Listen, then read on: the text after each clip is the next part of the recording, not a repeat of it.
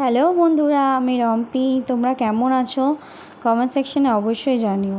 আজকে আমি একটা রিকোয়েস্টেড ভিডিও কিভাবে আমি মেকআপ করি সেটা তোমাদের সাথে শেয়ার করব। প্রথমেই আমি ময়শ্চারাইজার ইউজ করব। মামা আর্থের একটা ময়শ্চারাইজার। এই ময়শ্চারাইজারটা সত্যি খুব ভালো। সেই জন্য প্রথমে মেকআপ করার আগে কিন্তু আমাদের ময়শ্চারাইজার ভালোভাবে মুখের সাথে মিশিয়ে নিতে হয়, মানে ভালোভাবে ময়শ্চারাইজারটাকে ইউজ করতে হয়। ময়শ্চারাইজার ইউজ না করলে মেকআপটা ঠিকমতো তোমার স্কিনে বসবে না। এরপরে ইউজ করব আমি একটু প্রাইমার, সেটা সুগারের প্রাইমার আমি ইউজ করব। তবুও দেখতেই পাচ্ছ আমি কতক্ষণ ধরে ময়শ্চারাইজার ইউজ করছি।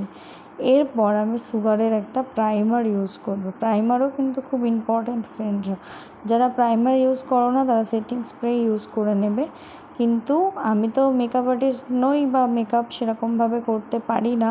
তবুও আমার কাছে একজন এরকম মেকআপের কথা বলেছে যে আমি কীভাবে মেকআপ করি সেটা ভিডিও দিতে।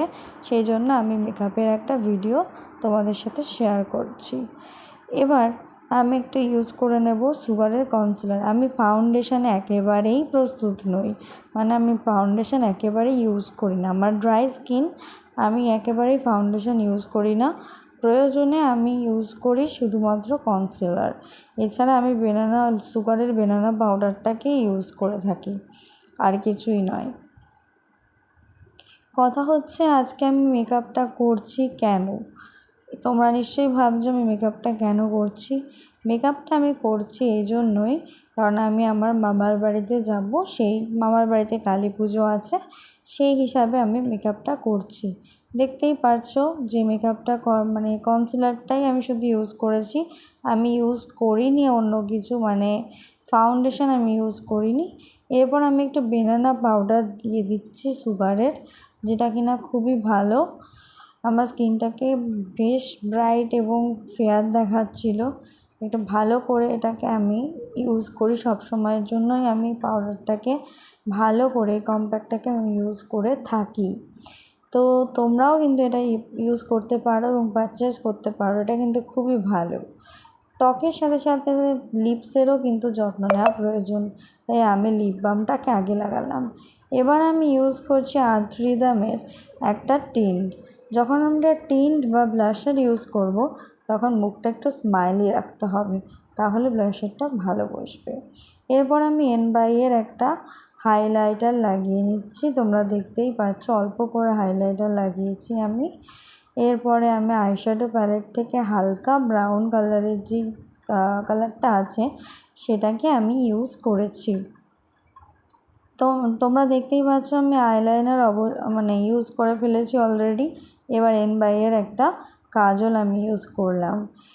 তোমরা মার্কেটে যে কোনো ধরনের কাজল, আইলাইনার, মাস্কারা ইউজ করতে পারো, বাট আমি ইউজ করলাম এনবাইয়ের, ড্যাজলারের এবং মেবেলিনের।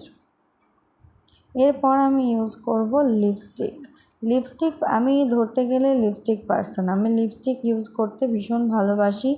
আমার বাড়িতে প্রচুর লিপস্টিক রয়েছে, প্রায় 200খানা লিপস্টিক আমার বাড়িতেই আছে। আমি এত লিপস্টিক পছন্দ করি, মানে লিপস্টিক দেখলেই কিনতে ইচ্ছে করে, এরকম ব্যাপার। জুয়েলারি আমি বেশি পরবো না, যেহেতু আমি একটা চুড়িদার পরেছি, সিম্পল চুড়িদার। ট্র্যাডিশনাল লুকে আমি বেশি জুয়েলারি ইউজ করছি না। যাই হোক, একটা ব্রেসলেট আর একটা অক্সিডাইজের কানের দুল আমি ইউজ করলাম।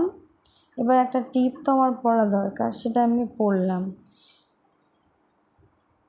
ব্ল্যাক কালারের টিপটাই মানিয়ে যাবে। চুল এখনও রেডি হয়নি, চুলটাকে রেডি করে নিয়েছি। তো বন্ধুরা, এটাই আমার ফাইনাল লুক। তো তোমাদের কেমন লাগলো সেটা অবশ্যই কমেন্ট সেকশানে জানাও। আমি কি আদৌ মেকআপ করতে পারি সেটাও কমেন্ট সেকশানে জানাও। আর যাই হোক, আমাকে কেমন লাগছে সেটাও কমেন্ট সেকশানে জানাও। আর ভিডিওটি যদি ভালো লেগে থাকে অবশ্যই লাইক কমেন্ট সাবস্ক্রাইব করে দেবে। যারা নতুন আমার চ্যানেলে তারা অবশ্যই সাবস্ক্রাইব করে দেবে। আমি আগেই বলছি আমি প্রফেশনাল কিন্তু মেকআপ আর্টিস্ট নয়, তবুও তোমাদের সাথে মেকআপ ভিডিও শেয়ার করলাম। Bye bye.